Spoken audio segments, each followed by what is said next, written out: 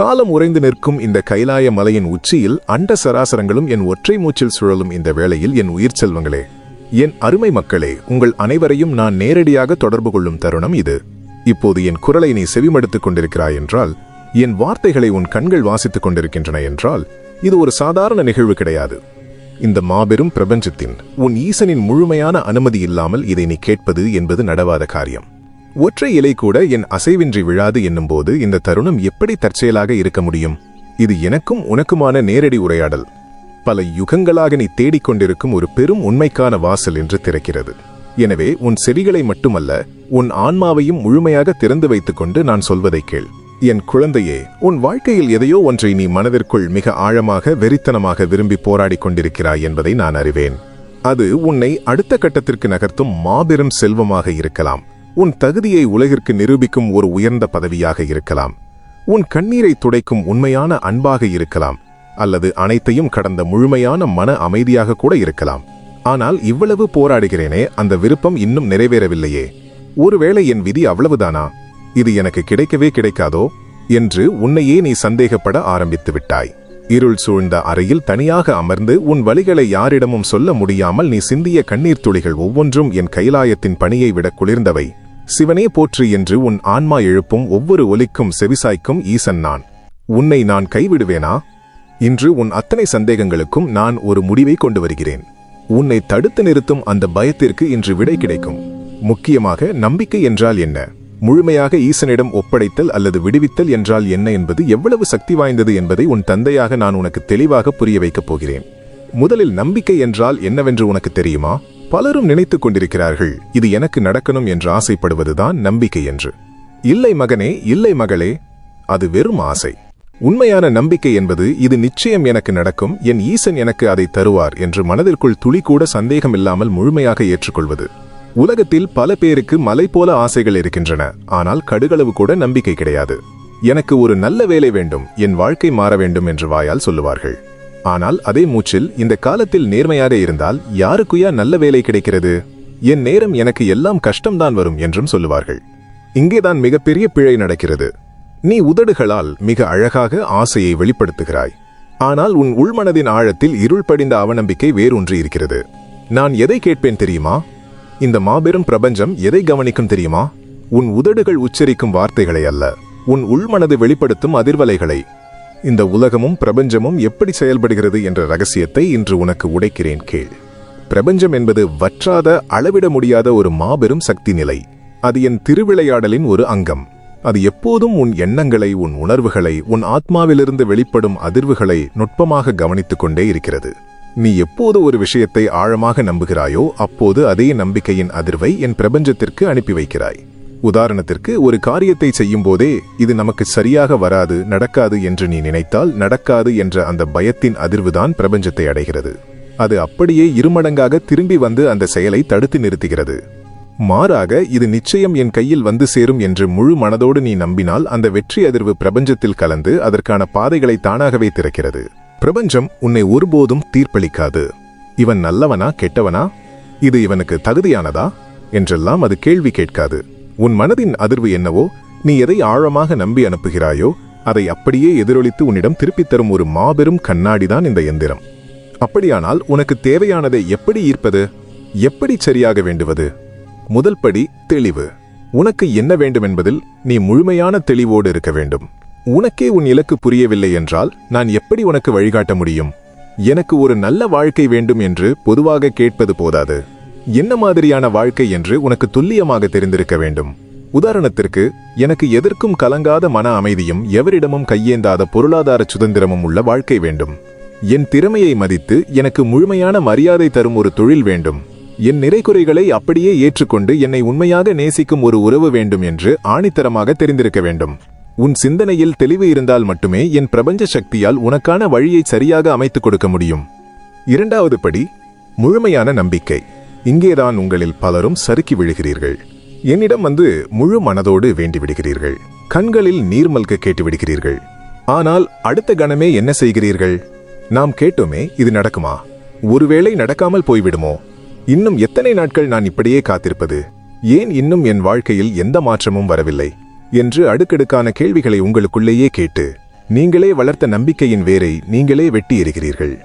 என் அன்பு குழந்தையே, ஒன்றை நன்றாக சிந்தித்துப் பார். நீ ஒரு நல்ல விதையை மண்ணில் ஆழமாக விதைக்கிறாய். விதைத்த அடுத்த நாளே அந்த மண்ணை தோண்டி பார்த்து விதை முளைத்து விட்டதா, வேர் விட்டு விட்டதா என்று கேட்பாயா? அப்படி தினமும் தோண்டி பார்த்தால் அந்த விதை முளைக்குமா? மாட்டாயல்லவா? நீ என்ன செய்வாய்? மண்ணை மூடுவாய், அதற்கு தேவையான நீரை கொடுப்பாய். காலையில் எழும்போதெல்லாம் அந்த இடத்தில் ஒரு செடி துளிர்க்கும் என்ற முழுமையான நம்பிக்கையோடு இயற்கையிடம் அதை விட்டுவிட்டு காத்திருப்பாய். உன் விருப்பங்களும் உன் பிரார்த்தனைகளும் நான் முன்பு கூறியதைப் போல ஒரு மாபெரும் விதைதான். நீ அதை உன் மனமெனும் ஆழமான நிலத்தில் விதைத்து விட்டாய். இனி அது முளைப்பதற்கான காலத்தையும் அது செழித்து வளர்வதற்கான சூழ்நிலையையும் உன்னை ஈன்ற இந்த ஈசனிடம், இந்த மாபெரும் பிரபஞ்சத்திடம் முழுமையாக விட்டுவிட வேண்டும். இதைத்தான் விடுவித்தல் என்று கூறுகிறார்கள். என் அன்பு குழந்தையே, விடுவித்தல் என்றால் என்னவென்று உனக்கு முழுமையாக புரிகிறதா? அது எனக்கு இது இனி வேண்டாம் என்று விரக்தியில் கைவிடுவது கிடையாது. நான் வேண்டியதை என் தந்தையிடம் முழு மனதோடு வேண்டிவிட்டேன். அதை அடைவதற்கு நான் என்னென்ன கடினமான முயற்சிகளை செய்ய வேண்டுமோ அதையும் என் வியர்வை சிந்தி செய்துவிட்டேன். இனி நடக்கும் முடிவை, எனக்கான பலனை இந்த மாபெரும் பிரபஞ்சத்திடம், என் கைலாயநாதனிடம் முழுமையாக விட்டுவிடுகிறேன் என்று எண்ணுவதுதான் உண்மையான விடுவித்தல். உங்களில் பலரும் ஒரு பெரிய மாயையில் சிக்கிக் கொள்கிறீர்கள். நான் என் ஆசைகளை அப்படியே ஈசனிடம் விட்டுவிட்டால் அது எனக்கு கிடைக்காமல் போய்விடுமோ என்று பயப்படுகிறீர்கள். அது முற்றிலும் தவறு. நீ உன் கைகளில் உன் ஆசைகளை இறுக பிடித்து உனக்குள்ளேயே இழுத்து பிடித்துக் கொண்டிருக்கும் வரைதான் அந்த பயணத்தில் மாபெரும் தாமதம் ஏற்படுகிறது. எப்போது நீ உன் பிடியை தளர்த்தி அதை என் பாதங்களில் முழுமையாக சமர்ப்பித்து விடுகிறாயோ அப்போதுதான் அதன் உண்மையான ஓட்டம் ஆரம்பிக்கும். ஏன் இந்த விடுவித்தல் அவ்வளவு முக்கியம் என்று தெரியுமா? தன் ஆசைகளை தனக்குள்ளேயே பிடித்து வைத்திருக்கும் மனம் எப்போதுமே ஒருவிதமான பதற்றத்திலும் பயத்திலும் தான் தத்தளித்துக் கொண்டிருக்கும். நடக்குமா நடக்காதா என்ற நடுக்கம் அதில் இருக்கும். ஆனால் முழுமையாக என்னிடம் விட்டுவிடும் மனம் அசைக்க முடியாத நம்பிக்கையில் ஆழமாக வேரூன்றி இருக்கும். அந்த மனம், என் ஈசன் எனக்கானதை தராமல் விடமாட்டார் என்று அமைதியாக உறங்கும். ஒரு விவசாயிக்கு தான் தூவிய விதை என்பது நம்பிக்கை, அவன் அதை மூடி வைக்கும் மண் என்பது விடுவித்தல். இந்த இரண்டும் இல்லாமல் ஒருபோதும் எந்த பயிரும் செழித்து வளராது என்பதை நீ உணர வேண்டும். அப்படியானால் எப்போது நீ உன்னை விடுவித்துக் கொள்ள வேண்டும்? நீ ஆசைப்பட்டதை கேட்ட பின்பும் அதை அடைவதற்கான உன் முழுமையான உழைப்பை கொடுத்த பின்பும் தான் நீ அதை என்னிடம் விட வேண்டும். எந்த ஒரு சிறு முயற்சியும் செய்யாமல், எந்த உழைப்பும் போடாமல், எல்லாம் அந்த சிவனார் பார்த்துக் கொள்வார் என்று சும்மா இருப்பது மாபெரும் சோம்பேறித்தனம். அதே சமயம் துளி கூட என் மீது நம்பிக்கை இல்லாமல் உள்ளுக்குள் பயந்து கொண்டே இயந்திரம் போல காய்ச்சலாக உழைப்பது என்பது பெருங்கொடிய பயம். இந்த உழைப்பும் நம்பிக்கையும் உன் தராசில் சமநிலையில் இருக்க வேண்டும். என்னிடம் எல்லாவற்றையும் ஒப்படைத்து விடுவித்த பிறகு நீ என்ன செய்ய வேண்டும்? உன்னுடைய அன்றாட வாழ்க்கையை தொடர்ந்து புன்னகையோடு வாழத் தொடங்கு. உன்னை அரித்துக் கொண்டிருக்கும் தேவையற்ற கவலைகளை உன் மனதிலிருந்து தூக்கி எறி. என் ஈசன் எப்போது தருவார், எப்போது இது என் கைகளில் கிடைக்கும் என்று ஒவ்வொரு நொடியும் காலத்தை கணக்கிட்டு கேள்விகள் கேட்காதே. உன் மனதை ஒரு மலைமுகட்டில் இருக்கும் அமைதியான குளம் போல சலனமில்லாமல் வைத்துக்கொள். உன் நம்பிக்கையை ஒரு கருவறை தீபம் போல காற்றில் அணையாமல் பாதுகாத்து வா. இந்த பிரபஞ்சம், உன் தந்தை நான் உனக்கான மிகச் சரியான நேரத்தை பார்த்துக் கொள்வேன். நீ காலத்தை பற்றி கவலைப்பட தேவையில்லை. சில மாபெரும் விஷயங்களை தாங்கிக் கொள்ள நீ இன்னும் முழுமையாக தயாராக வேண்டும். அந்த சில விஷயங்கள் உன்னிடம் வந்து சேர மிகச் சரியான நேரம் கனிந்து வர வேண்டும். அதுவரை என் மடியில் நீ இளைப்பாறு. மகனே, மகளே, உனக்கு ஒரு பெரும் ரகசியத்தை சொல்கிறேன் கேள். உன் கனவுகள் மிக பெரிதாக மாறும் தருணத்தில், நீ அடையப்போகும் இலக்கு மாபெரும் எல்லையை தொடப்போகும் தருணத்தில், இந்த பிரபஞ்சம் ஒரு மிக விசித்திரமான விளையாட்டை உன் வாழ்வில் தொடங்கும். உன்னை சுற்றியுள்ள மனிதர்களின் கூட்டம் கொஞ்சம் கொஞ்சமாக குறையத் தொடங்கும். உன்னிடம் அன்பாக பேசியவர்களின் வார்த்தைகள் சுருங்கும். நான் உன்னை அடித்து ஒரு மூலையில் அமைதியாக உட்கார வைப்பேன். யாருமில்லாத ஒரு பெரும் தனிமை உன்னை சூழ்ந்து கொண்டு உன்னை முழுமையாக வதைக்கும். இதுவரை உன்னை சுற்றியிருந்த ஆரவார சத்தங்கள் எல்லாம் ஒரு பேரமைதியாக, மயான அமைதியாக மாறும். இதை பார்த்து நீ கலங்கிப் போய்விடாதே. இது ஏதோ உன் வாழ்வில் தற்செயலாக நடக்கும் விபத்து என்று நினைத்து விடாதே. இது என் கர்மாவின் மிக நுட்பமான வடிகட்டல். உன் வாழ்க்கையிலிருந்து விலகிச் செல்பவர்கள், உன்னை விட்டுச் சென்றது உனக்கான தண்டனை கிடையாது. உன்னுடன் அவர்கள் பயணிக்க வேண்டிய தூரம் முடிந்துவிட்டது. அவர்களுக்கு நீ கற்றுக் கொடுக்க வேண்டிய பாடம் அல்லது அவர்கள் உனக்கு புரிய வைக்க வேண்டிய அனுபவம் உன்னுடன் முடிந்துவிட்டது என்று அர்த்தம். அவர்களை நான் தான் விலக்கி வைக்கிறேன். அதே நேரத்தில் நீ எந்த துணையுமின்றி இந்த உலகத்தில் தனியாக நடக்கத் தொடங்கும் போது, இருளில் நீ தவிக்கும் போதுதான் உன் ஈசன் நான் உன்னோடு மிக நெருக்கமாக, யாருக்கும் புரியாத பல குறிப்புகளாக பேசத் தொடங்குவேன். உன் மனதில் ஒரு தெளிவான எண்ணம் திடீரென மின்னல் போல தோன்றும்.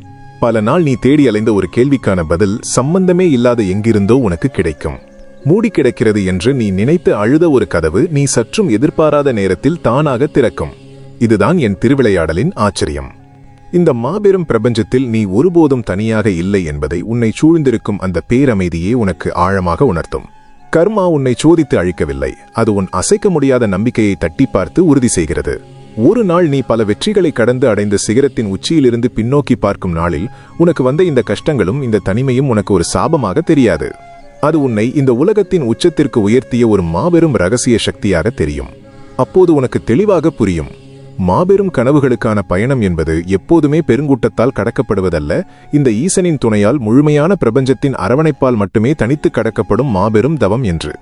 என் அன்புக்குரிய குழந்தையே, மாபெரும் கனவுகளுக்கான பயணம் என்பது தனித்து கடக்கப்படும் தவம் என்று நீ உணரும் அந்த தருணத்தில் உன் மனதிற்குள் ஒரு மாபெரும் கேள்வி எழக்கூடும். என் தந்தையான ஈசனின் இந்த வழிகாட்டுதல், இந்த பிரபஞ்சத்தின் அரவணைப்பு என்பது உண்மையாகவே இருக்கிறதா? இல்லை, இது எல்லாமே என் மனதை தேற்றிக்கொள்ள நான் உருவாக்கும் வெறும் மூட நம்பிக்கையா என்று உன் மனம் சஞ்சலப்படலாம். உன் தந்தையாக இந்த அண்ட சராசரங்களையும் இயக்கும் பரம்பொருளாக நான் உனக்கு சொல்கிறேன் கேள். இந்த பிரபஞ்சத்தின் வழிகாட்டுதல் என்பது 100% அல்ல, பல லட்சம் சதவிகிதம் மறுக்க முடியாத முழுமையான உண்மையாகும். உன்னை சுற்றி நடக்கும் ஒவ்வொரு அசைவிற்கும் இலை உதிர்வதற்கும் நானே சாட்சியாக இருக்கிறேன். உன் வாழ்க்கையின் மிக முக்கியமான பல தருணங்களில் துயரங்கள் உன்னை சூழ்ந்து கழுத்தை நெரிக்கும் போது, வாழ்க்கை தரும் அதீத அழுத்தத்தினால் எதையாவது செய்துவிடலாம் என்று தற்கொலை போன்ற மிக தவறான முடிவுக்கு உன் மனம் செல்ல எத்தனிக்கும் போதெல்லாம் நான் உன்னை அப்படியே கைவிட்டு வேடிக்கை பார்ப்பதில்லை. ஏதோ ஒரு வகையில் சில நுட்பமான சமிக்கைகள் மூலமாக, உனக்கு தேவைப்படும் சில செய்திகள் மூலமாக, எங்கோ செல்லும் அறிமுகமில்லாத சில மனிதர்களின் வார்த்தைகள் மூலமாக நான் உன்னை தடுத்து நிறுத்துகிறேன், உனக்கு வழிகாட்டுகிறேன். எப்படி தெரியுமா? சில குறிப்பிட்ட எண்களை திரும்ப திரும்ப உன் கண்களில் படும்படி செய்வேன். 1122 555 69 696 96 6996. இப்படிப்பட்ட எண்களை நீ எதேச்சையாக பார்க்கும்போது அது வெறும் எண்கள் அல்ல, உன்னை நான் கவனிக்கிறேன், உன்னோடு நான் இருக்கிறேன் என்று உனக்கு உணர்த்த நான் அனுப்பும் தூதுரைகள் என்பதை நீ உணர வேண்டும். அது மட்டுமல்ல குழந்தையே, நீ வீதியில் நடந்து செல்லும்போது எங்கோ செல்லும் வாகனங்களின் பின்புறம் எழுதப்பட்டிருக்கும் சில வார்த்தைகள் உன் மனதின் கேள்விக்கு விடையாக அமையும். உலகெங்கும் மனிதர்கள் தொடர்பு கொள்ளும் தகவல் ஊடகங்களில் யாரோ முகம் தெரியாத ஒருவர் எழுதிய ஒரு சிறிய பதிவு உன் கண்களில் படும். எந்திரங்களின் வாயிலாக நீ எதேச்சையாக பார்க்கும் ஒரு நகரும் காணொளியில் சொல்லப்படும் ஒரு கருத்து உன் தலையில் அடித்தது போல உனக்கு புரிய வைக்கும். ஏன் உன் மனதில் திடீரென்று தோன்றும் ஒரு தீராத எண்ணம், இதை நான் செய்தே ஆக வேண்டும் என்று உன்னை தூங்க விடாமல் துரத்தும் ஒரு மாபெரும் ஆசை. இவை அனைத்தின் மூலமாகவும் இந்த பிரபஞ்சம் உன்னோடு தொடர்ந்து தொடர்பை ஏற்படுத்திக் கொண்டே இருக்கும். நான் உன்னோடு பேசிக்கொண்டே இருப்பேன். இவ்வளவு ஏன், இப்போது நீ கேட்டுக்கொண்டிருக்கும் என் குரல், உனக்காக உருவாக்கப்பட்ட இந்த தளம், இதையெல்லாம் நீ கேட்க வேண்டும் என்று நான் நினைத்ததால் தான் உன்னை வந்தடைந்திருக்கிறது. இதற்கான அத்தனை தகவல்களும் எண்ணங்களும் அதை உருவாக்கியவரின் மனதில் ஆழமாக விதைக்கப்பட்டவைதான். அதற்கான முழுமையான உந்துதலை அவருக்கு தந்தது யார் என்று நினைக்கிறாய்? துளி கூட சந்தேகம் வேண்டாம், நான் தான். இந்த பிரபஞ்சம்தான் உனக்காக இதை சாத்தியப்படுத்தியது. இந்த உலகத்தில் மனதால் ஈர்க்கும் கலை, அதாவது நினைத்ததை அடையும் விதிகளை பற்றி நீ பல இடங்களில் பார்த்திருக்கலாம், பலரிடம் கேட்டிருக்கலாம். ஆனால் இதுவரை எவரும் உனக்கு தெளிவாகச் சொல்லாத ஒரு மாபெரும் ரகசியத்தை, ஒரு பேருண்மையை இன்று உன் தந்தையான நான் உனக்குச் சொல்கிறேன். இந்த ஈர்ப்பு விதி உண்மையில் எப்படி வேலை செய்கிறது தெரியுமா? நீ எதை நோக்கி ஓடுகிறாயோ, நீ எதை உன்னை நோக்கி ஈர்க்க வேண்டும் என்று நினைக்கிறாயோ, அது முதலில் உனக்கு தெரியும்படி செய்வதே நான் தான். ஆம் குழந்தையே, இந்த மாபெரும் பிரபஞ்சம்தான் அந்த ஆசையையே உன் கண்களுக்கு காட்டி உன் மனதில் விதைத்து அதை உன்னை நோக்கி ஈர்க்கச் சொல்கிறது. சாதாரண மனித அறிவை கொண்டு இதை புரிந்து கொள்வது உனக்கு சிறிது கடினமாகவே இருக்கலாம். ஆனால் உன் ஆத்மாவை திறந்து வைத்துக் கொண்டு கவனித்தால் இந்த மாபெரும் உண்மையின் ஆழம் உனக்கு புரியும். என் உயிரினும் மேலான குழந்தையே, உன் ஆத்மாவை முழுமையாக திறந்து வைத்துக்கொண்டு நான் சொல்வதை கேள். சாதாரண மனித அறிவுக்கு அப்பாற்பட்ட அந்த மாபெரும் உண்மையை இப்போது உன் செவிகளில் நான் வார்க்கிறேன். உன் கடந்த கால பிறவிகளின் கர்ம பலன்களுக்கு ஏற்ப இந்த ஜென்மத்தில் நீ எதை அடைய வேண்டும், எதை நோக்கி உன் ஆசைகளை செலுத்த வேண்டும் என்பதை இந்த பிரபஞ்சமே, உன் ஈசனான நானே முன்பே முடிவு செய்துவிட்டேன். நீ எதை உன் வாழ்வில் ஈர்க்க வேண்டும் என்று அல்லும் பகலும் போராடுகிறாயோ, அந்த ஆசையை உன் அடிமனதில் ஒரு சிறு பொறியாக விதைத்ததே நான் தான். நீ ஒன்றை உனக்கு வேண்டும் என்று ஆழமாக நினைத்து உன் எண்ணத்தின் முழு வலிமையையும் பயன்படுத்தி போராடினால், அது உன் தலையெழுத்தில் நான் எழுதிய விதியின் ஏட்டில் இருந்தால் மட்டுமே முழுமையாக உன்னிடம் வந்து சேரும். உனக்கானது அல்லாத ஒன்றை நீ எவ்வளவுதான் கைகளை நீட்டிப்பிடுங்க நினைத்தாலும் அது மணலாக உன் விரல் இடுக்குகளில் நழுவிச் சென்றுவிடும். இந்த மாபெரும் உலக நியதியை முழுமையாக புரிந்து கொண்டவர்களின் வாழ்க்கை எவ்வித சலனமும் இல்லாமல் மிகச் சிறப்பாக ஆழமான அமைதியோடு இருக்கும். மகனே, மகளே, இந்த மானிட வாழ்க்கை என்பது என்னவென்று உனக்கு புரிகிறதா? உனக்கு தேவையான ஒரு பொருள் அல்லது நீ விரும்பிய ஒரு உறவு கிடைக்கும்போது, ஆஹா, எனக்கு எல்லாமே கிடைத்துவிட்டது, நான் தான் வென்றுவிட்டேன் என்று இருமாப்போடு அதை கண்டு மயங்கக்கூடாது. அதே போல அந்த பொருளோ உறவோ உன்னை விட்டு பிரியும்போது, ஐயோ, என் உலகமே இருண்டு விட்டதே, இனி நான் எப்படி வாழ்வேன் என்று அதை கண்டு துடிதுடித்து கலங்கவும் கூடாது. இரண்டையும் சமமாக பாவிக்கும் ஒரு நடுநிலையான மனதோடு வாழும் மனிதனின் வாழ்க்கைதான் இந்த உலகத்திலேயே மிக உன்னதமான ஒரு வாழ்க்கை. இன்பத்தையும் துன்பத்தையும் வெற்றியையும் தோல்வியையும் ஒரே தராசில் வைத்து பார்க்கும் அந்த பக்குவம் உனக்கு வர வேண்டும். இருளும் ஒளியும் கலந்ததுதான் என் திருவிளையாடல். நீ அந்த முழுமையான சமநிலைக்கு வரும் வரை இந்த பிரபஞ்சம் உன்னை சுழற்சியடித்து உன் அகந்தையை துவைத்துத்தான் உனக்கு புரிய வைக்கும். நான் உனக்கு கொடுக்கும் வலிகள் உன்னை தண்டிப்பதற்காக அல்ல, உன் ஆன்மாவில் படிந்திருக்கும் மாயையின் தூசியை தட்டி உன்னை ஒரு வைரம் போலச் செதுக்குவதற்காகத்தான். வாழ்க்கையை எப்படி வாழ வேண்டும் என்று ஒரு சிறு உதாரணம் மூலம் உன் தந்தையான நான் உனக்கு புரிய வைக்கிறேன். ஒரு நீண்ட இரும்பு பாதையில் அதிவேகமாக போய்க் கொண்டிருக்கும் ஒரு தொடர்வண்டியில் பயணம் செய்யும் பயணியைப் போல நீ வாழப் பழக வேண்டும். அந்த வண்டியை இயக்கும் ஓட்டுநராக இந்த பிரபஞ்சத்தை, இந்த ஈசனை நீ முழுமையாக நினைத்துக்கொள். அந்த வண்டி எந்த தடத்தில் செல்ல வேண்டும், எந்தெந்த இடங்களில் நிற்க வேண்டும், உன்னை எங்கு பத்திரமாக கொண்டு சேர்க்க வேண்டும் என்பது எனக்கு துல்லியமாக தெரியும். வண்டி போகும் வழி எங்கும் ஜன்னல் வழியே நீ காணும் ரம்மியமான இயற்கை அழகையும், அந்த பயணத்தில் உனக்கு கிடைக்கும் சிறு சிறு மகிழ்ச்சிகளையும், உன்னோடு அந்த பெட்டியில் பயணம் செய்யும் சக மனிதர்களின் அன்பையும் உனக்கானதாக ஏற்றுக்கொண்டு முகம் மலரப் பெற்றுக்கொண்டே இரு. ஆனால் அந்த வண்டியில் உன்னோடு பயணிப்பவர்கள் அனைவரும் உன்னோடு இறுதி வரை வரமாட்டார்கள் என்பதை நினைவில் கொள். ஒவ்வொருவருக்கும் ஒவ்வொரு இறங்கும் இடம் உண்டு. அவர்கள் இடம் வந்ததும் அவர்கள் இறங்கிச் சென்றுதான் ஆக வேண்டும். அவர்களை தடுத்து நிறுத்தி நீ என்னோடுதான் வர வேண்டும் என்று வற்புறுத்துவது எவ்வளவு பெரிய அறியாமையோ அப்படித்தான் உன் வாழ்க்கையில் வந்து செல்லும் மனிதர்களும். அவர்கள் உன்னை விட்டுச் செல்லும் போது புன்னகையோடு விடைபெறு. நீ செல்ல வேண்டிய இறுதி இலக்கு எதுவோ அங்கு போய்ச் சேரும் வரை அமைதியாகவும் விழிப்புணர்வோடும் உன்னுடைய பயணத்தை தொடர். உன் இலக்கை நீ அடையும் அந்த பயணம் வரை உனக்கான தகுதியை நீ ஒவ்வொரு நாளும் அதிகப்படுத்திக் கொண்டே இரு. எந்தவொரு உயிர்க்கும் துளி கூட தீங்கு நினைக்காத, அறம் சார்ந்த, தர்மம் தவறாத தூய்மையான வாழ்க்கையை நீ வாழ்ந்து கொண்டிருக்கும்போது உனக்கு என்ன கிடைக்க வேண்டுமோ அதை உன் விதியின்படி நான் மிகச் சரியாக தகுந்த நேரத்தில் உன் கைகளில் கொண்டு வந்து சேர்ப்பேன். நான் கொடுப்பதை யாராலும் தடுக்க முடியாது, நான் தடுப்பதை யாராலும் கொடுக்க முடியாது. என் அன்பு குழந்தையே, ஒன்றை மட்டும் உன் நெஞ்சில் ஆழமாக பச்சை குத்திக்கொள். இந்த உலகத்தில் நீ ஆசைப்படும் எந்தவொரு பொருளும், உன்னை சுற்றியிருக்கும் எந்தவொரு உறவும் நிரந்தரமாக உன்னுடையது கிடையாது. நீ காணும் அனைத்தும் வெறும் மாயை, கானல் நீர். இங்கு எதுவுமே நிரந்தரமில்லை. உன்னுடைய இந்த உடம்பு உட்பட எதுவும் என்றென்றைக்கும் உன்னோடு நிலைக்கப் போவதில்லை என்பதை நீ ஆழமாக புரிந்து கொள்ள வேண்டும். இந்த மாபெரும் உண்மையை நீ உணர்ந்து பற்று இல்லாமல், எதன் மீதும் வெறித்தனமான பிணைப்பு இல்லாமல் வாழப் பழகும் வரை இந்த பிரபஞ்சம் உன்னை தொடர்ந்து ஏதோ ஒரு வகையில் சோதித்துக் கொண்டுதான் இருக்கும். உன் பிடியை தளர்த்தும் வரை நான் வலிகளை கொடுத்துக் கொண்டேதான் இருப்பேன். இந்த உண்மையை நீயாக புரிந்துகொள், அல்லது என் கால சக்கரத்தின் சுழற்சியால் நீ வலிந்து புரிய வைக்கப்படுவாய். எத்தனை ஜென்மங்கள் எடுத்தாலும் சரி, எத்தனை உடல்களை நீ மாற்றினாலும் சரி, இந்த மாயையின் உண்மை உனக்கு புரியவில்லை என்றால் மீண்டும் மீண்டும் இதே கர்மச்சுழலில் நீ சிக்கித் தவிக்க நேரிடும். நான் சொல்வதை மீண்டும் மீண்டும் உன் மனதிற்குள் கேட்டுக்கொள். பற்றை அறு, பாரத்தை என்னிடம் இறக்கிவை, சமநிலையை அடை. என் உயிரினும் மேலான குழந்தையே, மாயையின் திரையை விலக்கி பற்றுதல் இல்லாமல் வாழப்பழகும் அந்த பயணத்தில் உன்னை வாட்டும் இன்னொரு பெரும் துயரம் என்னவென்று நான் அறிவேன். அதுதான் கால தாமதம். நான் வேண்டியது இன்னும் கிடைக்கவில்லையே. மற்றவர்களுக்கெல்லாம் எளிதாக கிடைக்கும்போது என் வாழ்வில் மட்டும் ஏன் இத்தனை தாமதம்? ஈசன் என்னை மறந்துவிட்டாரா என்று நீ உனக்குள்ளேயே புழுங்கி தலையணையில் கண்ணீர் சிந்தி வருத்தப்படுவதை நான் இங்கிருந்து கவனித்துக் கொண்டுதான் இருக்கிறேன். என் அருமை மகனே, மகளே, உனக்கு ஒரு பேருண்மையை புரிய வைக்கிறேன், கேள். இந்த உலகத்தில் எந்தவொரு நிகழ்வும், எந்தவொரு பொருளும் காரணமில்லாமல் தாமதமாவது கிடையாது. உன் வாழ்க்கையில் சில விஷயங்கள், நீ ஆசைப்பட்ட சில உறவுகள், நீ அடைய நினைத்த சில வெற்றிகள் தாமதமாக வந்து சேருகிறதே என்று இனி ஒருபோதும் நீ வருத்தப்பட வேண்டாம். நீ நினைத்த நேரத்தில் நீ கேட்டது உன் கைகளில் கிடைக்காமல் நான் தாமதப்படுத்துகிறேன் என்றால் அதன் பின்னால் நான் செய்திருக்கும் மாபெரும் பாதுகாப்பு அரண் உனக்கு புரியவில்லை என்று அர்த்தம். ஒரு சிறு உதாரணத்தை சொல்கிறேன், உன் மனதிற்குள் அதை ஆழமாக உள்வாங்கிக் கொள். நீ வீதியில் ஒரு பயணத்திற்காக அவசரமாக புறப்பட்டு செல்கிறாய். ஆனால் உன் காலணி அருந்துவிடுகிறது, அல்லது நீ செல்ல வேண்டிய வாகனம் ஒரு நிமிடம் தாமதமாக வருகிறது. நீ பதறுகிறாய். அடடா, எல்லாம் தாமதமாகிவிட்டதே, எனக்கு மட்டும் ஏன் இப்படி நடக்கிறது என்று சலித்துக் கொள்கிறாய். ஆனால் உனக்கு தெரியுமா, அந்த ஒரு நிமிட தாமதம் உனக்கு முன்னால் அந்த சாலையில் நடக்கவிருந்த ஒரு மிகப்பெரிய விபத்தில் நீ சிக்கிக் கொள்வதிலிருந்து உன்னை தடுத்து நிறுத்தியிருக்கும். என் பிரபஞ்சம் உன்னை காப்பதற்காகச் செய்த ஒரு நொடி தாமதம் அது. உன் கண்ணோட்டத்தில் பார்த்தால் அது தாமதம். ஆனால் காலத்தை இயக்கும் என் கண்ணோட்டத்தில் பார்த்தால் அது உனக்கு நான் அளித்த மாபெரும் வரம்.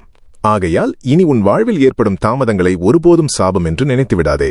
அவை சாபங்கள் அல்ல, உன்னை பெரிய அழிவுகளிலிருந்து காக்க நான் எடுத்திருக்கும் வரங்கள். நீ கேட்டது சரியான நேரத்தில் சரியான பக்குவத்தில் உன்னிடம் வந்து சேர வேண்டும் என்பதற்காக நான் உருவாக்கும் கால அவகாசம்தான் அந்த தாமதம். நீ ஒருபோதும் தப்பான முடிவுக்கு வந்துவிடக்கூடாது. இந்த பிரபஞ்சம் உனக்கு எதிராக வேலை செய்கிறது, கைலாயநாதன் உன்னை வஞ்சிக்கிறான் என்று ஒருபோதும் எண்ணிவிடாதே. இந்த மாபெரும் பிரபஞ்சம், அதிலிருக்கும் ஒவ்வொரு அணுவும், வீசும் காற்றும், சுழலும் கோள்களும் எப்போதுமே உனக்கு எதிராக வேலை செய்யாது. அவை அனைத்தும் உனக்காக, உன் நல்வாழ்வுக்காக, உன்னை அடுத்த கட்டத்திற்கு நகர்த்துவதற்காக மட்டுமே அல்லும் பகலும் வேலை செய்து கொண்டிருக்கின்றன. நான் உன்னை பெற்ற தந்தை. என் ஆசையெல்லாம் என் குழந்தை எந்தச் சிறு துன்பமும் இல்லாமல் முழுமையான பக்குவத்தோடு வாழ வேண்டும் என்பது மட்டுமே. எனவே என் அன்பு குழந்தையே, நான் இதுவரை உனக்கு கூறியதில் மிக முக்கியமான இந்த ஒற்றை விஷயத்தை மட்டும் உன் நெஞ்சில் ஆழமாக பதிய வைத்துக்கொள். நீ எதை விரும்புகிறாயோ அதை துளி கூட சந்தேகமில்லாமல் மிக தெளிவாக என்னிடம் வேண்டு. உன் ஆசை என்னவென்பதில் உனக்கு பரிபூரணமான தெளிவு இருக்க வேண்டும். எனக்கு இது வேண்டும் என்று நீ கேட்ட மறுகணமே, இது எனக்கு கிடைக்குமா, எப்படி இது சாத்தியமாகும், யார் இதை எனக்கு கொண்டு வந்து தருவார்கள் என்று உன் சிற்றறிவைக் கொண்டு ஆராயத் தொடங்காதே. நீ என்ன நினைக்க வேண்டும், என்னென்ன சூழ்நிலைகள் உன் வாழ்வில் உருவாக வேண்டும், நீ ஆசைப்பட்டது எந்தெந்த வழிகளில் உனக்கு கிடைக்க வேண்டும் என்ற அத்தனை கட்டுப்பாடுகளும் மாபெரும் திட்டங்களும் இந்த பிரபஞ்சத்திடம் என் கைகளில் பத்திரமாக இருக்கின்றன. உனக்கான வழியை நான் உருவாக்குவேன். அதன்படிதான் இந்த எந்திரம் துல்லியமாக வேலை செய்யும். உன்னுடைய ஒரே வேலை என்னவென்றால் எந்தச் சலனமும் இல்லாமல் முழு மனதோடு என்னை தீவிரமாக நம்புவது மட்டுமே. அந்த முழுமையான நம்பிக்கை வந்த பிறகு அந்த முடிவை என்னிடம், இந்த மாபெரும் பிரபஞ்சத்திடம் அப்படியே முழுமையாக விட்டுவிடு. அதைத்தான் விடுவித்தல் என்று நான் உனக்கு முன்னமே கூறினேன். நான் உறுதியாகச் சொல்கிறேன் கேள். உனக்காக படைக்கப்பட்டது, உனக்காக நான் எழுதி வைத்தது எந்த மலையைத் தாண்டியும் எந்த கடலைத் தாண்டியும் உன்னை தேடி தானாகவே வரும். உனக்கானது ஒருபோதும் உன்னை விட்டு தவறிப்போகாது. சில நேரங்களில் உன் கர்ம வினைகளை கழிப்பதற்காகவோ அல்லது உன்னை இன்னும் வலிமையாக்குவதற்காகவோ அது உன்னிடம் வந்து சேரச் சிறிது தாமதமாகலாம். ஆனால் ஒருபோதும் அது உனக்கு மறுக்கப்படாது. நீ தகுதியுள்ளவனாக மாறும்போது அந்த தாமதத்தின் வலிகள் அனைத்தும் மறைந்து வெற்றி உன்னை வந்து முத்தமிடும். உன் தந்தை நான் சொல்வதை அப்படியே நம்பு. உன் கண்ணீர் விரைவில் ஆனந்த கண்ணீராக மாறும். என் ஆருயிர் மகனே, மகளே, மாயையின் விளையாட்டையும் காலதாமதத்தின் பின்னால் நான் வைத்திருக்கும் கருணையையும் நீ இப்போது ஆழமாக புரிந்து கொண்டிருப்பாய். இந்த மாபெரும் பிரபஞ்சத்திடம் நீ எப்படி பேச வேண்டும், உன் எண்ணங்களை எப்படி என் காதுகளுக்கு கொண்டு சேர்க்க வேண்டும் என்பதற்கான ஒரு ரகசிய சாவியை இப்போது உன் கைகளில் தரப்போகிறேன். உன் மனதின் அலைகள் அமைதியாகும்போது நீ என்னிடம் கேட்கும் ஒவ்வொரு சொல்லும் ஒரு மாபெரும் மந்திரமாக மாறுகிறது. உன் எண்ணங்களே உன் வாழ்க்கையை செதுக்கும் ஒளி. எனவே இனி நீ என்னிடம் பேசும்போது குறைகளை கூறி புலம்பாதே. எனக்கு இது இல்லையே, நான் கஷ்டப்படுகிறேனே என்று இல்லாததை எண்ணி கண்ணீர் விடாதே. நீ எதைச் சொல்கிறாயோ அதையே நான் உனக்கு திருப்பிக் கொடுக்கிறேன் என்று முன்னமே சொல்லியிருக்கிறேன் அல்லவா? ஆகவே உன் வாழ்க்கையை முழுமையாக மாற்றும் ஆக்கபூர்வமான ஒரு வார்த்தையை, ஒரு மந்திரத்தை இப்போது நான் உனக்கு சொல்கிறேன். இதை வெறும் வார்த்தைகளாக நினைக்காமல் முழுமையான உணர்வோடு, என் மீது கொண்ட அதீத நம்பிக்கையோடு இந்த பிரபஞ்சத்திடம் நீ பேச உபயோகப்படுத்திக்கொள். ஒவ்வொரு நாளும் நீ கண் விழிக்கும் போதும் உறங்கச் செல்லும் போதும் உன் நெஞ்சில் கை வைத்து எந்தச் சலனமும் இல்லாமல் ஆழமான நம்பிக்கையோடு இந்த மந்திரத்தை உனக்குள்ளேயே சொல்லிக்கொள். என் ஈசனின் மாபெரும் அருளால் இந்த பிரபஞ்சத்தின் முழுமையான ஆசையால் நான் செய்யும் செயல்களில் என் உழைப்பில் எனக்கு மிகச்சிறந்த பலன்கள் கிடைக்கின்றன. என்னை தேடி நல்ல செல்வமும் மனநிறைவும் வந்து கொண்டே இருக்கின்றன. என்னைச் சுற்றியுள்ள சூழ்நிலைகள் அனைத்தும் எனக்கு சாதகமாக மிகச் சந்தோஷமாக மாறிவிட்டன. என் தேவைகள் அனைத்தையும் என் ஈசன் சரியாக பார்த்துக் கொள்கிறார். நான் இப்போது முழுமையான அமைதியோடும் அளவற்ற மகிழ்ச்சியோடும் என் வாழ்க்கையை வாழ்ந்து கொண்டிருக்கிறேன். எனக்கு இவை அனைத்தையும் வழங்கி என்னை காத்து வரும் என் தந்தைக்கும் இந்த மாபெரும் பிரபஞ்சத்திற்கும் என் முழுமையான நன்றிகள். இதை ஒரு முறைக்கு இருமுறை நான் முன்பு சொன்னதை மீண்டும் உன் மனதிற்குள் உள்வாங்கிக்கொள். என் ஈசனின் அருளால் நான் செய்யும் செயல்களில் எனக்கு மிகச்சிறந்த பலன்கள் கிடைக்கின்றன. என்னை தேடி நல்ல செல்வமும் மனநிறைவும் வந்து கொண்டே இருக்கின்றன. என்னைச் சுற்றியுள்ள சூழ்நிலைகள் அனைத்தும் எனக்கு சாதகமாக மிகச் சந்தோஷமாக மாறிவிட்டன. என் தேவைகள் அனைத்தையும் என் ஈசன் சரியாக பார்த்துக் கொள்கிறார். நான் இப்போது முழுமையான அமைதியோடும் அளவற்ற மகிழ்ச்சியோடும் என் வாழ்க்கையை வாழ்ந்து கொண்டிருக்கிறேன். எனக்கு இவை அனைத்தையும் வழங்கி என்னை காத்து வரும் என் தந்தைக்கும் இந்த மாபெரும் பிரபஞ்சத்திற்கும் என் முழுமையான நன்றிகள். என் குழந்தையே, இந்த சொற்களை வெறும் உதடுகளால் உச்சரிக்கக்கூடாது. இதைச் சொல்லும்போது நீ உண்மையிலேயே அந்த மாபெரும் மகிழ்ச்சியான வாழ்க்கையை வாழ்ந்து கொண்டிருப்பதாக முழுமையாக உணர்ந்து சொல்ல வேண்டும். இதுதான் மந்திரம் எனப்படும் மாபெரும் சக்தி. இதை ஒரு பிரார்த்தனை போல அல்லாமல் ஒரு உறுதியான உண்மையாக உனக்குள்ளேயே சொல்லிக்கொண்டே இரு. இப்படி நீ தொடர்ந்து சொல்லச் சொல்ல உன் உள்மனதில் ஆழமாக படிந்திருக்கும் அத்தனை அவநம்பிக்கைகளும் இருளும் பயமும் கொஞ்சம் கொஞ்சமாக விலகி ஓடுவதை நீயே உணர்வாய். ஒரு நாள் அது நீ நினைத்துக்கூட பார்க்க முடியாத ஒரு அழகான நாளாக விடியும். அந்த நாளில் உன் வாழ்க்கை முழுமையாக மாறியிருக்கும். நீ ஆசைப்பட்ட அனைத்தும் உன்னை தேடி வந்திருக்கும். அந்த வெற்றி மேடையில் நின்று நீ கடந்து வந்த பாதையை, நீ சிந்திய கண்ணீரை, நீ அனுபவித்த வேதனைகளை திரும்பிப் பார்க்கும்போது இப்போது உன்னை வாட்டி வதைக்கும் இந்த சோகங்கள் எல்லாம் உனக்கு ஒரு சாதாரண நகைச்சுவையாக கூட தோன்றலாம். அடடா, இதற்காகவா இவ்வளவு தூரம் பயந்து அழுதோம்? என் ஈசன் எனக்கு இவ்வளவு பெரிய ஆச்சரியத்தை வைத்திருக்கிறார் என்று தெரியாமல் சின்ன சின்ன விஷயங்களுக்கெல்லாம் கலங்கினோமே என்று நீயே உன்னை பார்த்துச் சிரிப்பாய். அந்தச் சிரிப்பைக் காணத்தான் உன் தந்தை நான் இவ்வளவு காலமாக காத்திருக்கிறேன். என் அன்பு பிள்ளைகளே, இன்று நான் உங்களுக்கு உரைத்த இந்த மாபெரும் பேருண்மையில் ஒரே ஒரு விஷயத்தை மட்டும் உங்கள் ஆழமான நினைவில் நீங்காமல் நிறுத்தி வையுங்கள். நீங்கள் எதை உங்கள் வாழ்க்கையில் ஆழமாக விரும்புகிறீர்களோ அதை துளிக்கூட சலனமில்லாமல் மிகத் தெளிவாக என்னிடம் கேளுங்கள்.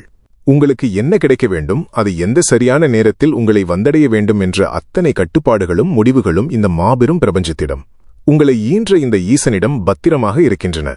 அதன் விதிகளின்படிதான் ஒவ்வொரு அணுவும் உங்களுக்காக வேலை செய்யும். ஆகவே முழுமையான மனதோடு மலையளவு நம்பிக்கையோடு என்னை பற்றிக் கொள்ளுங்கள். அதன் பின்பு அதன் முடிவை என் பிரபஞ்சத்தின் கைகளில் முழுமையாக ஒப்படைத்து விடுங்கள். உங்களுக்குச் சொந்தமான எந்தவொரு செல்வமும் உறவும் வெற்றியும் உங்களை தேடி உங்கள் காலடியில் வந்து கட்டாயம் விழும். அது ஒருபோதும் உங்களை விட்டு திசை மாறி போகாது. நான் முன்பே உரைத்தது போல ஒருவேளை அது உங்களை வந்தடைய சிறிது காலம் தாமதமாகலாம். ஆனால் உங்கள் ஈசனால் உனக்கானது ஒருபோதும் மறுக்கப்படாது. என் குரல் ஒலிக்கும் இந்த காணொளி பல காலமாக காயப்பட்டு கிடக்கும் உங்கள் மனதிற்கு ஒரு சிறு அமைதியையாவது ஒரு சிறு நம்பிக்கையையாவது இன்று கொடுத்திருந்தால் அதுவே நான் உங்களிடம் பேச நினைத்ததின் மாபெரும் வெற்றியாகும். இந்த வாழ்க்கையை அதன் இயல்பான போக்கில் என் பாதங்களில் முழுமையாகச் சமர்ப்பித்து விட்டுவிடுவதன் மூலம் மட்டுமே உங்களால் நினைத்ததை விட பல மடங்கு பெரிய வெற்றிகளை சாதிக்க முடியும். எனவே உங்கள் அத்தனை கவலைகளையும் சுமைகளையும் கீழே போட்டு விட்டுவிடுங்கள். எல்லாம் தானாகவே நன்மையாகவே நடக்கும். உங்கள் ஈசனான நான், இந்த மாபெரும் பிரபஞ்சம் உங்களை தாயாக இருந்து பார்த்துக் கொள்ளும். என் அன்பு பிள்ளைகளே, இந்த இறைவனின் குரல் உங்கள் மனதை ஆழமாக தொட்டிருந்தால் தொடர்ந்து என் வார்த்தைகளை கேட்க சிவனே போற்றி எனும் இந்த வலையொலி பக்கத்தில் உங்களை முழுமையாக இணைத்துக் கொள்ளுங்கள். வாழ்க்கையின் பெருந்துயரத்தில் சிக்கி என்ன முடிவு எடுப்பது என்று தெரியாமல் இருளில் தவிக்கும் வேறு எந்த உயிருக்காவது என் வார்த்தைகள் ஒரு சிறு ஒளியாக அமையும். அவர்களுக்கு இது உதவும் என்று நீங்கள் நினைத்தால் இந்த காணொளியை அவர்களுக்கும் பகிருங்கள். என் முழுமையான ஆசியும் இந்த பிரபஞ்சத்தின் மாபெரும் கருணையும் உங்களை என்றும் காத்து வழிநடத்தும். ஓம் நம சிவாய.